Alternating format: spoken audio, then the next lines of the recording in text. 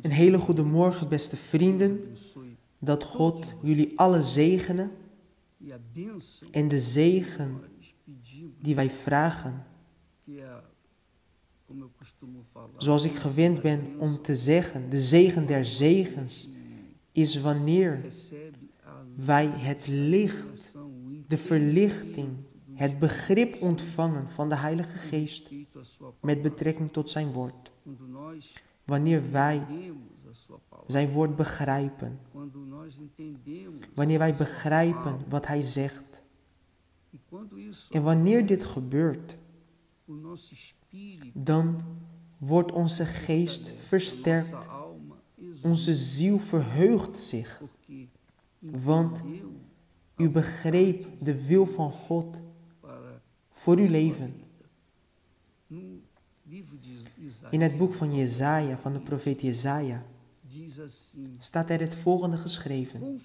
Vertrouw op de Heere tot in eeuwigheid. Vertrouw op de Heere tot in eeuwigheid.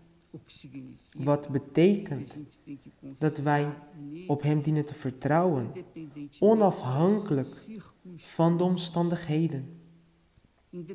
Onafhankelijk van de problemen die wij meemaken in het dagelijkse leven, de beproevingen, de moeilijkheden, de angsten. Toen Israël bevrijd werd uit Egypte, heeft God hun niet geleid door een rustige of een aangename weg. Nee, God heeft hun geleid door de woestijn. En het was moeilijk. Het was moeilijk. God, hij bracht hun door een nog moeilijkere weg. Maar zelfs zo is God zijn woord nagekomen. Dus God, hij wilde dat zijn volk afhankelijk zou zijn van hem, op hem zou vertrouwen, in de zin van afhankelijk te zijn van hem. Wanneer wij afhankelijk zijn van God, dan is het anders. En dit wordt geloof genoemd, het intelligente geloof. Wij zijn afhankelijk van iemand die wij niet zien, die wij niet kunnen aanraken, die wij niet kunnen ruiken. Maar wanneer wij zijn woord lezen, dan hebben wij de zekerheid dat hij niet zal falen wat zijn beloftes betreft.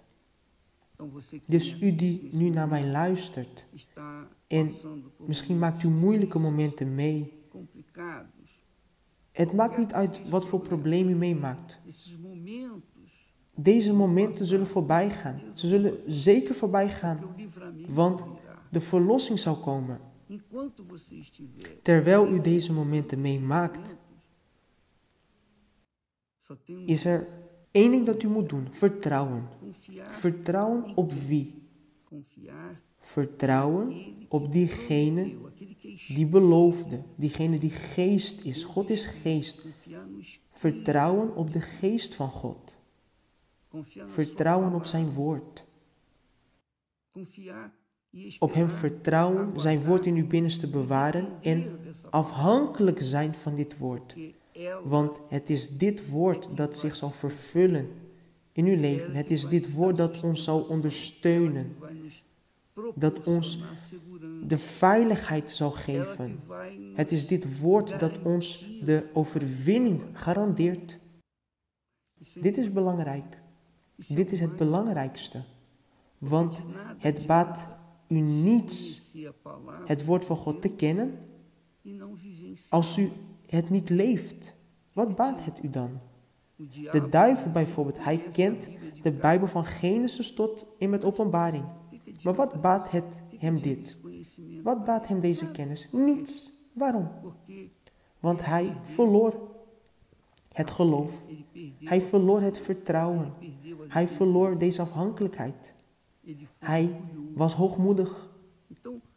Dus de hoogmoedigen, de ongelovigen, diegenen die geen waarde hechten aan het woord van God, diegenen die het niet accepteren.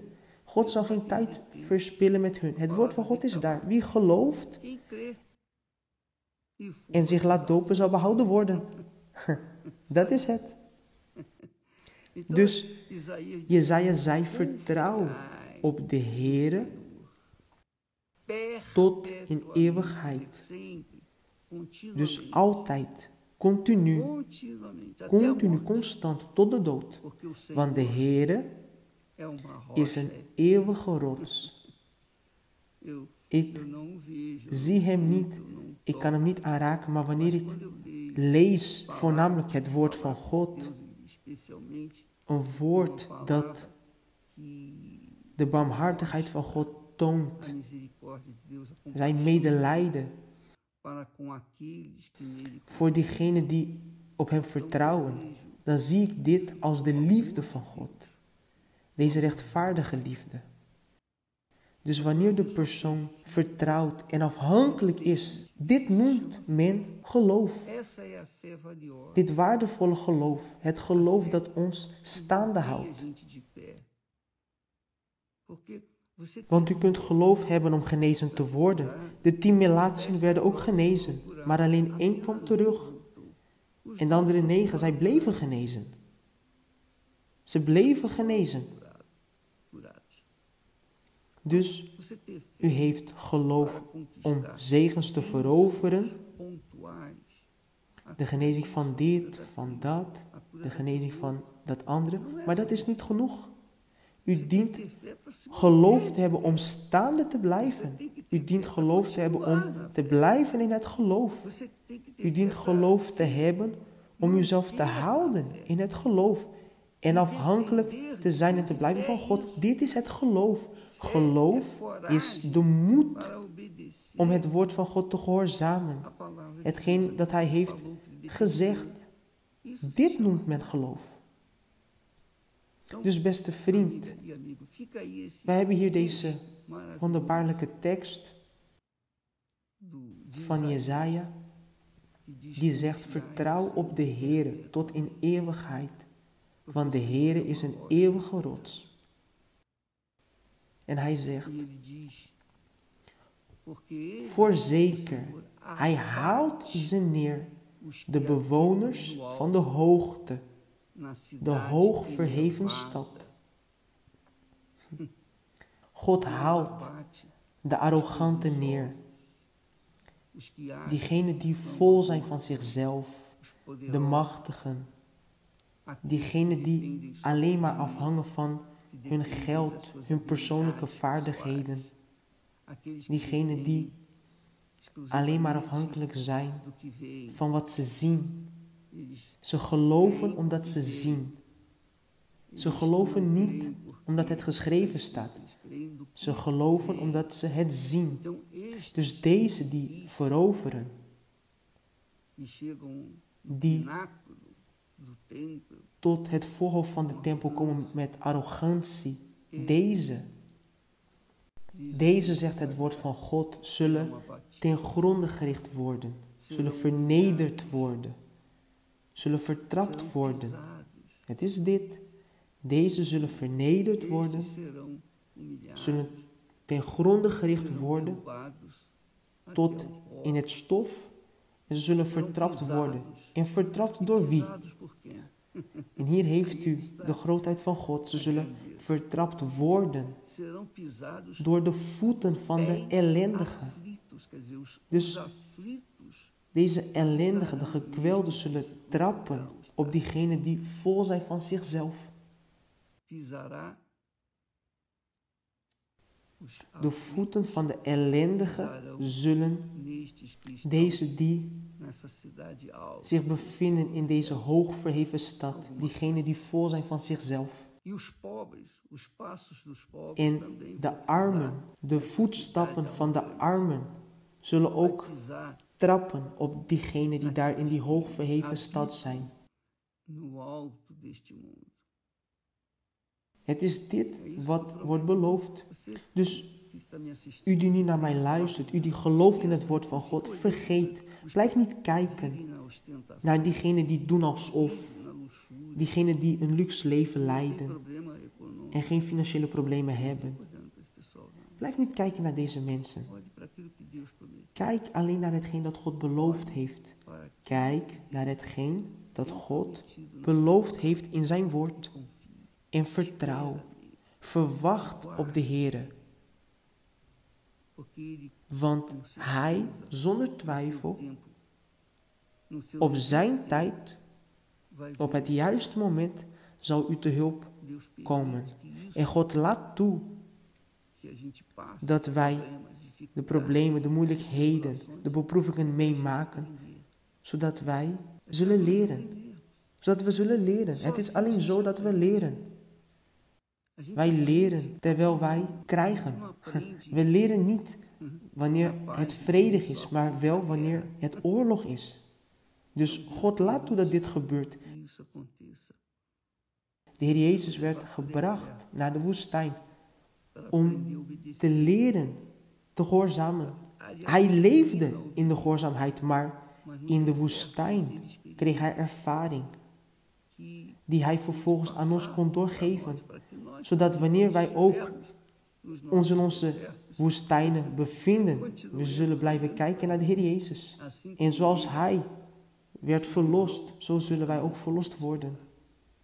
Dit is het woord dat God ons heeft gegeven voor u.